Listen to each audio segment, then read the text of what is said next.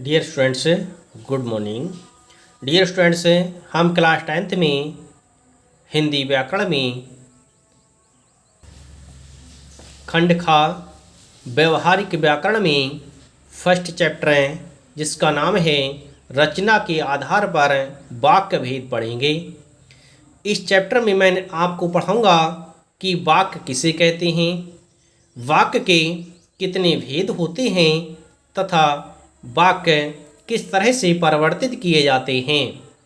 सबसे पहले हम पढ़ेंगे कि वाक्य किसे कहते हैं।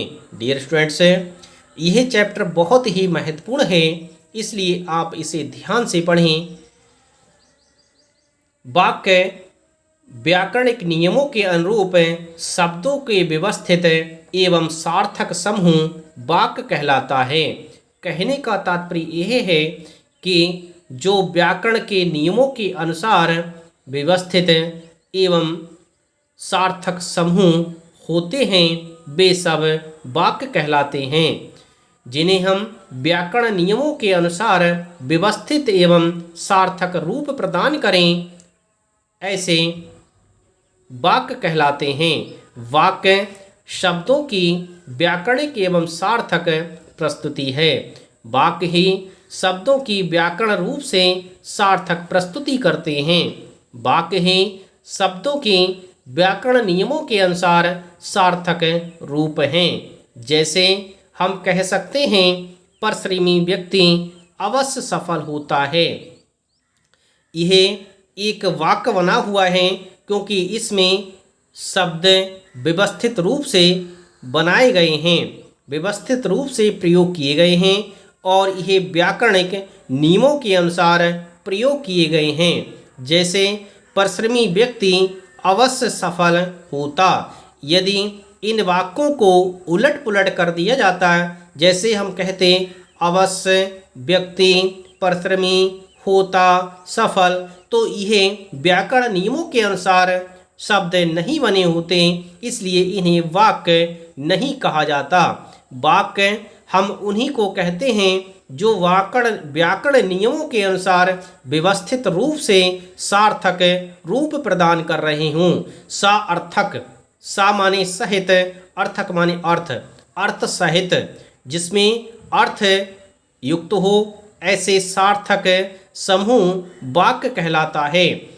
यह वाक्य सार्थक रूप प्रदान कर रहा है कि परिश्रमी व्यक्ति अवश्य सफल होता है। जो परिश्रम करता है उसे सफलता अवश्य प्राप्त होती है। इस तरह से यह वाक्य व्याकरण नियमों के अनुसार व्यवस्थित भी है और एक सार्थक रूप भी प्रदान कर रहा है, इसलिए यह वाक्य कहलाएगा।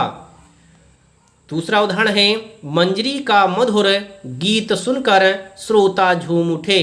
इस तरह से इसमें भी शब्दों को व्यवस्थित रूप प्रदान किया गया है और व्यवस्थित रूप प्रदान करके ये सार्थक समूह बना हुआ है।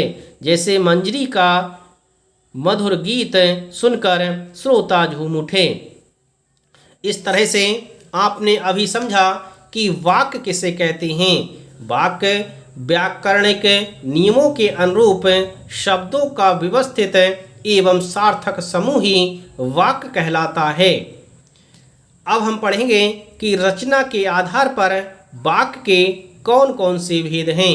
रचना के आधार पर वाक्यों के कितने भेद होते हैं। डियर स्टूडेंट्स, रचना के आधार पर वाक्य के 3 भेद होते हैं। नंबर 1 साधारण या सरल वाक्य, नंबर 2 संयुक्त वाक्य, नंबर 3 मिश्र या मिश्रित वाक्य। इस तरह से रचना के आधार पर वाक्यों को 3 भागों में बांटा गया है। रचना के आधार पर वाक्य के 3 भेद हैं। नंबर 1 साधारण या सरल वाक्य, नंबर 2 संयुक्त वाक्य, नंबर 3 मिश्र या मिश्रित वाक्य। इस तरह से हमने पढ़ा कि वाक्य किसे कहते हैं तथा रचना के आधार पर वाक्य के कितने भेद होते हैं। अब मैं आपको इन तीनों भेदों के लिए विस्तार से समझाऊंगा कि सरल वाक्य कौन से होते हैं, संयुक्त वाक्य कौन से होते हैं और मिश्र या मिश्रित वाक्य कौन से होते हैं।